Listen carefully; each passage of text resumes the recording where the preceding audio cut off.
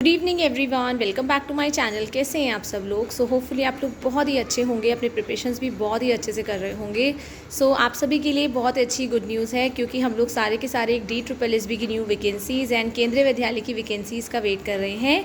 केंद्रीय विद्यालय के कैंडिडेट्स जितने भी एस्पिरेंट्स जो केंद्रीय विद्यालय की प्रिपरेशन कर रहे हैं and they are desperately waiting for the vacancies, तो आप सबके लिए एक गुड न्यूज़ है। होपफुली आप लोगों ने देख भी लिया होगा कि आपको विद इन अ मंथ, एक महीने के अंदर अंदर आप लोगों की केंद्रीय विद्यालय की वैकेंसीज आ जाएंगी।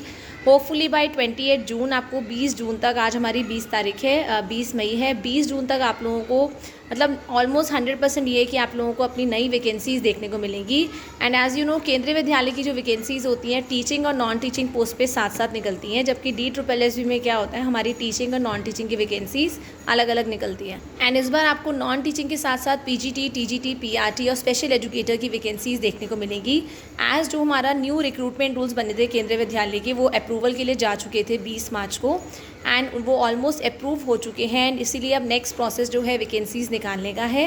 Hopefully we are expecting the vacancies next month. अब जितने भी कैंडिडेट्स हैं, जो लोग वेट कर रहे हैं केंद्रीय विद्यालय की वैकेंसीज़ का, अब आप लोगों को अपनी प्रिपरेशन बोलते हैं ना, रिविज़न स्टार्ट कर देनी चाहिए, क्योंकि आई थिंक ये 2022 के बाद आप लोगों की वैकेंसीज़ निकल रही है। 2022 में आपकी दिसंबर में वैकेंसीज़ निकली थी, एंड जैसे ही केंद्रीय विद्यालय की वैकेंसीज़ निकलती हैं, 2.5 से 3 महीने के अंदर अंदर केंद्रीय विद्यालय अपने एग्ज़ाम्स भी कंडक्ट करा लेते हैं।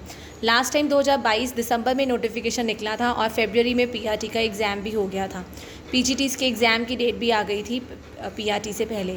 तो इसलिए ऐसा मत सोचिएगा कि अभी तो वैकेंसीज़ निकलेगी तब हम लोग प्रिपरेशन स्टार्ट करेंगे, क्योंकि उसके बाद सोचने समझने का इतना टाइम नहीं मिलता है। क्योंकि जब हम एप्लीकेशन फॉर्म भरते हैं ना, फॉर्म भरने के बाद जब वो सबमिट होता है, उसके बाद हमारा जो टाइम होता है वो बहुत फास्ट निकलता है।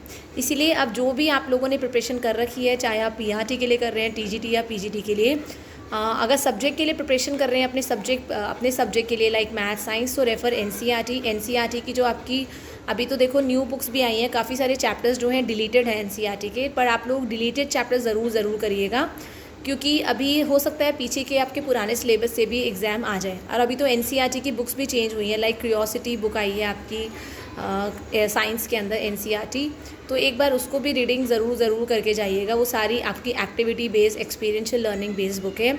तो एक बार नया सिलेबस और पुराना सिलेबस दोनों को देख के जाइएगा। बाकी आपका सिलेबस जो है, आपको पता है केंद्रीय विद्यालय अपना सिलेबस भी रिलीज़ करेगा ही, तो आपको उससे काफ़ी अच्छा आइडिया लग जाएगा कि आपको कैसे क्या प्रिपरेशन करनी है। एंड साइकोलॉजी में आपको बताया था मैंने, अध्ययन मंत्रा की बुक से ऑलमोस्ट 60 मार्क्स की आपकी साइकोलॉजी आती है PRT में, जबकि 40 मार्क्स की आपकी TGT और PGT में आती है। आप वो जो है सिलेबस कर सकते हैं अपनी अध्ययन मंत्रा की रोहित वैद्वान सर की बुक से। मैंने वो बुक पढ़ी थी, इसलिए मुझे पता है उसमें सारा का सारा सिलेबस जो है कवर्ड है। और आप में से काफ़ी सारे कैंडिडेट्स ये भी थे, मैंने आप लोगों के कमेंट्स वगैरह में देखा कि अगर हम लोगों ने B.Ed के लास्ट ईयर के एग्ज़ाम, मतलब B.Ed हमारा कंप्लीट है, हमने एग्ज़ाम दिया, रिज़ल्ट अवेटेड है, तो क्या हम फॉर्म भर पाएंगे? देखिए, अगर आपका रिज़ल्ट नहीं आया तब तो आप नहीं फॉर्म भर पाएंगे, पर होपफुली आप लोगों का रिज़ल्ट जो है, इधर तक इनकी एप्लीकेशन की 1 महीने तक की डेट होती है, होपफुली उसके बीच में आपका रिज़ल्ट आ ही जाएगा। ठीक है, आपका मतलब जुलाई में एक्सपेक्ट कर सकते हैं कि आपका रिज़ल्ट भी आ जाएगा। तो 99% यही है कि आप लोग फॉर्म भर पाएंगे। नाउ बात कर लेते हैं CTET की। CTET कंपलसरी है आपका क्वालिफाई होना। अगर आप लोगों ने CTET का एग्ज़ाम ही नहीं दिया तो आप ये फॉर्म भी नहीं भर पाएंगे, एंड CTET क्वालिफाई नहीं है, नहीं भर पाएंगे। एंड 90 मार्क्स जो होती है जनरल कैटेगरी के लिए, अनरिजर्व कैटेगरी के लिए क्वालिफाइंग क्राइटेरिया होता है 60%, जबकि SC ST OBC के लिए आपका 82 मार्क्स होता है। 82 मार्क्स अगर आपके हैं तो आप लोग भर सकते हैं, ठीक है, आप लोग क्वालिफाई माने जाएंगे। पर दिल्ली का OBC होना, आपके पास दिल्ली का OBC सर्टिफिकेट होना बहुत ज़रूरी है। अगर आप लोग 82 मार्क्स मतलब 82 मार्क्स हैं और दिल्ली के OBC हैं, तब आप क्वालिफाई माने जाएंगे। बट अगर आप अदर स्टेट के OBC हैं, तब आप लोग जनरल कैटेगरी में ही काउंट होते हैं दिल्ली के अंदर।